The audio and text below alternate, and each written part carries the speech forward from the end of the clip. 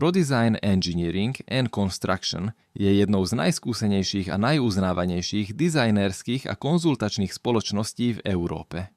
V priebehu rokov sme premenili nápady a vízie našich klientov na ocenené projekty, pričom vždy usilujeme o prekonanie očakávaní v bezpečnosti, kvalite, funkčnosti a estetike.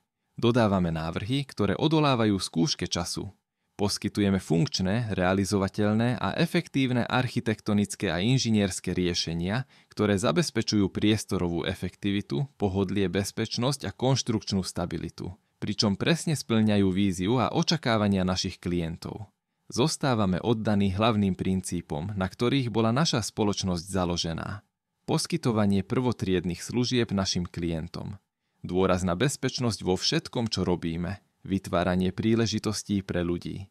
Sme hrdí na to, že sme lokálna dizajnerská a konzultačná spoločnosť s národným a medzinárodným dosahom. Aj keď je naša prítomnosť dnes väčšia ako kedykoľvek predtým, zostávame hlboko zakorenení v komunitách, v ktorých staviame a žijeme.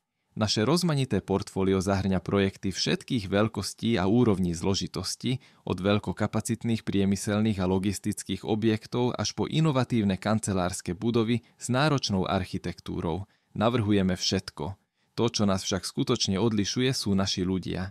Ich oddanosť poskytovaniu svetovej úrovne služieb, záväzok k dokonalosti, schopnosť riešiť problémy a vášeň pre inovácie definujú, kto sme.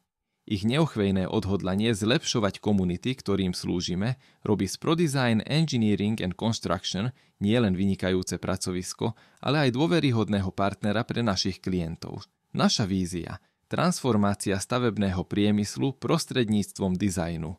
Veríme v inteligentný dizajn, hľadanie lepších riešení, neustálu inováciu a posúvanie hraníc. V ProDesign Engineering and Construction inovácie nie sú len cieľom, ale prísľubom, ktorý dávame našim klientom, partnerom a komunitám. Inteligentný dizajn je súčasťou našej DNA. Definuje, kto sme, ako pracujeme a kam smerujeme, do budúcnosti, v ktorej si aj naďalej udržiavame vedúce postavenie v priemysle.